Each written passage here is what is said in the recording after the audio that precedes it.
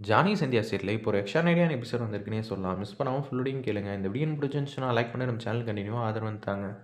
கதிரும் தனாவும் ரகுராம் பத்தி ரொம்ப எமோஷனலா பேசிட்டு இருக்காங்க. அப்பா ஏஞ்சி வந்துட்டாங்க. அது வரைக்கும் சந்தோஷம் தான். ஆனா நம்மள பத்தி இருக்கிற விஷயம்லாம் ஒண்ணுக்கு ரெண்டா வத்தி வைப்பாங்க. அப்பா நம்புவாங்களா?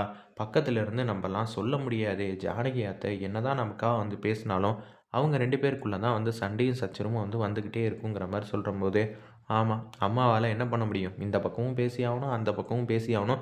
நடுவுல பத்மா, பார்வதியும் சூழ்ச்சியும் சரி செஞ்சாகணும். மாயா தான் அல்லோலப்பட்டுக்கிட்டு இருக்கா அவங்களால அப்படின்னு சொல்லி வேதனையோட பேசுறாங்க. ஏன் சாப்பிட முடியாம அப்படியே இருக்காங்க. ரகுராம பக்கத்துல இருந்து பார்த்துக்க முடியாம இருக்கிறப்ப, என்னால எப்படி இங்க உட்காந்துக்கிட்டு நிம்மதியா சாப்பிட முடியுங்கிற மாரி யோசிக்கும்போது, "சரிம்மா, நீ சாப்பிடலன்னா எனக்கும் வேணாம்" அப்படின்னு சொல்லிட்டு இருக்கிறப்ப, "என்ன கதிரு நீ சாப்பிட மாட்டியான்னு" சொல்லி 2 பேரும் அன்பா பாசமா ஒருத்தர் ஊட்டி விட்டுட்டு இருக்காங்க. நெறையாவே நாளைக்கு ஆர்டர்லாம் இருக்கு. 2, 3 நாளா வேலைக்கே போலையா, அப்படி இருக்கும்போது கன்டினியூஸா ஆர்டர்லாம் வேற வருதுங்கிற மாரி, அவர் வேற பார்ட்னர் வேற ஃபோன் அடிச்சுக்கிட்டே இருக்காருன்னு சொல்லி ஃபோன் எடுக்குறாங்க. "சார் நாளைக்கு வந்துடுறேன் சார் வேலைக்கு" அப்படின்னு சொல்லிட்டு ஃபோன வச்சுடுறாங்க. "தனா காலையில கொஞ்சம் சீக்கிரம் எழுப்பி விடு தனா. சீக்கிரமா வேலைக்கு போயிட்டு ஏகப்பட்ட ஆர்டர்லாம் முடிச்சு குடுக்கணும்" அப்படின்னு சொல்லும்போது, சரின்னு சொல்லிட்டு ஃபோன வச்சுட்டு அப்படியே தூங்க ஆரம்பிச்சுடுறாங்க. காலையில எந்திரிக்கிறாங்க 5 மணிக்கெல்லாம் நம்ம தனா. அப்பன்னு பார்த்து கதிரு எவ்வளோ இந்த குடும்பத்துக்காக உழைச்சிக்கிட்டு இருக்கான் அப்படின்னு சொல்லி கதிரை பற்றி கொஞ்சம் சந்தோஷமாக நினச்சிக்கிட்டு இருக்காங்க. சரி ஒரு 10 நிமிஷம் தூங்கட்டும், நம்ம இருக்கிற எல்லா வேலையும் பண்ணி முடிச்சிடும்னு சொல்லிட்டு பாத்திரம்லாம் தேய்ச்சி முடிச்சு காஃபி போட்டு அப்படியே எடுத்துகிட்டு வரலான்ட்டு இருக்கிறப்ப கரெக்டாக கதிர் நல்லா தூங்குறாங்க. என்ன ஆச்சு கதிர் சீக்கிரம் எந்திரிப்பா அப்படின்னு சொல்லி காஃபியை வச்சுட்டு அடுத்த வேலையை பார்க்க போகிறாங்க. பார்க்குறாங்க ஒரு 10, 15 நிமிஷம் கழிச்சு அந்த காஃபி அப்படியே தான் இருக்கு. எந்திரிங்கிற மாரி தொட்டு பார்க்குறாங்க. அப்பதான் கதிருக்கு முடியலங்கிற விஷயம் நம்ம தனாவுக்கு தெரியுது.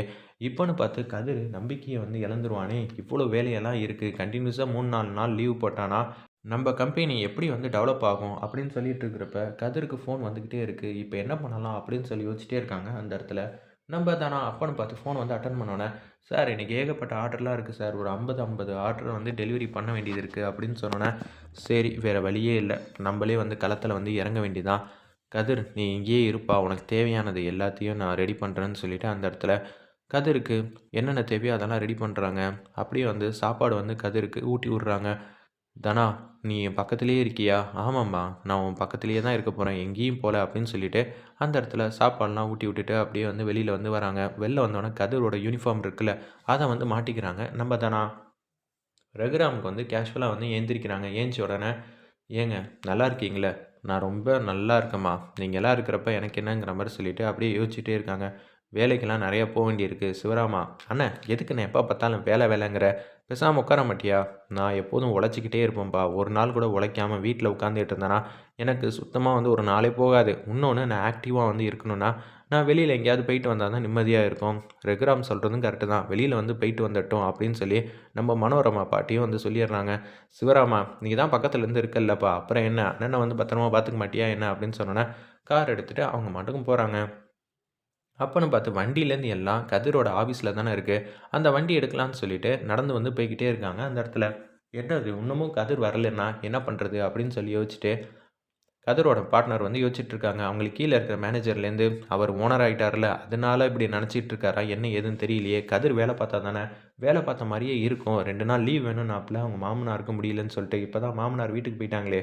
கதிர் தான் பொறுப்பான பையனாச்சே! அப்படி இருக்கும்போது என்ன ஆச்சுங்கிற மாரி யோசிக்கிறப்ப, தனா வராங்க. "என்ன மேடம் நீங்க வந்திருக்கீங்க? உங்க ஹஸ்பண்ட் வரலையா?" அப்படின்னு சொல்லும்போது, "ஹஸ்பண்டுக்கு முடியல. நல்லா அசந்து தூங்குறாப்ல. இன்னும் 2 நாள் கூட அவரு வரத்துக்கு தாமதமாகும். என் புருஷன் பார்த்த வேலைய நான் செய்யலான்ட்டு இருக்கேன். அப்பதான் நான் நம்பிக்கைய காப்பாத்த முடியும்." அப்படின்னு சொன்னப்ப, சரி இவங்க கூட பக்கத்துல நில்லுங்க. இவங்க கரெக்ட்டா பண்ணாங்கன்னா ஓகே. இல்லன்னா நாளைக்கு கூட கதிர் வந்தப்ப கூட அந்த வேலைய கன்டின்யூ பண்ணிக்கலாம். ஒரு பிரச்சனையும் இல்லங்கிற மாரி சொல்றாங்க. அந்த இடத்துல, "பரவால்ல சார் நான் பார்த்துக்கிறேன்னு" சொல்லிட்டு இருக்கிற எல்லாத்தையும் நம்ப தனா டெலிவரி பண்றதுக்காக அவங்க வண்டியில ஜாமான எல்லாத்தையும் ஏத்தி வைக்கிறாங்க. வச்ச உடனே அப்படியே சைக்கிள மிதிக்க முடியாம மிதிக்கிறாங்க அந்த இடத்துல. நம்ப தானா ரகுராமும் கார்ல வந்துட்டுருக்கிறப்ப ஒருத்தவங்கள்ட்ட பேசுறாங்க. "ரகுராம் என்ன நல்லா இருக்கீங்களா? என் பொண்ணுக்கு விசேஷம் வச்சிருக்கோம். நீங்க ஆசீர்வாதம் பண்ணணும்." "கண்டிப்பா. சின்ன வயசுல பெத்த பொண்ணு இவ்வளோ பெரியவள் ஆயிட்டாளா? ரொம்பவே சந்தோஷம். காலேஜ்லாம் போணும்.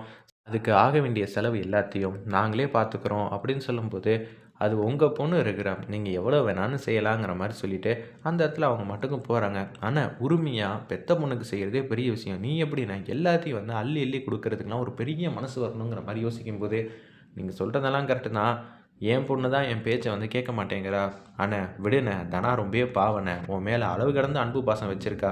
அது என்ன எனக்கு தெரியாதா? ஆனால் எனக்கு என்ன ஒரு விஷயம் பிடிக்கலன்னா, கதிரை நம்பி எப்படி போனான் அதுதான் என்னால் புரிஞ்சிக்கவே முடியல அப்படின்னு சொல்லி யோசிச்சுட்டு இருக்காங்க அந்த இடத்துல நம்ம ரகு. அப்போன்னு பார்த்து கதிரும் ரொம்பவே நல்லவன் தான் சொல்லி சொல்லும்போது ரகுராம் முறைக்க ஆரம்பிச்சிட்டாங்க. வேணாண்ணே, நீ முறைக்கவே வேணாம், விடுண்ணே, அப்புறம் பேசிக்கலான்னு சொல்லிட்டு கார் எடுத்துகிட்டு போகிறப்ப எல்லா இடத்துக்கும் வந்து மாசா வந்து போறாங்க. நம்ம தானா ஒவ்வொரு பொருளை இறக்கி வைக்கிறாங்க. அவங்க வீட்ல வந்து அந்த பொருள வந்து ஒப்படைக்கிறாங்க. "என்னம்மா கதிர் வரலையா?" அப்படின்னு சொல்லி கேட்ட உடனே, "கதிர் வருவாரு. நீங்க எதுக்கும் கவலைப்படாதீங்க. அவர் தூங்கிட்டு இருக்காரு.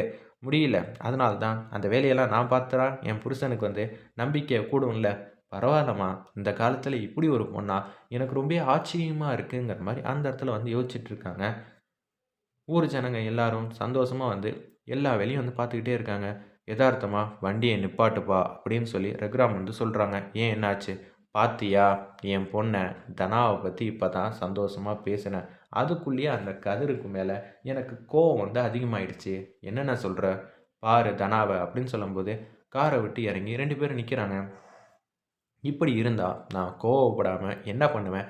சொல்லு பாப்போம் அப்படின்னு சொல்லும்போது, "அண்ணே ஏதாவது காரணம் இல்லாம இருக்காதுண்ணே. எல்லாத்துக்கும் ஒரு காரணம் இருக்கும். இப்படி தான்டா நீங்க எல்லாரும் சமாளிச்சுக்கிட்டே இருக்கீங்க." அப்படின்னு சொல்லும்போது, "என் பொண்ணு பாத்தியா? சைக்கிள தள்ள முடியாம தள்ளிட்டு போறா. இதெல்லாம் தேவையா? என் பொண்ணு நெனச்சா கலர் கலரா கார் வாங்கி அப்படியே வந்து ஓட்டிட்டு போலாம். ஆனா இப்படியெல்லாம் இருக்கணும்னு அவளுக்கு என்ன அவசியமா? இல்ல தேவையா? ஏன் தான் இப்படியெல்லாம் பண்ணிக்கிட்டு இருக்கா?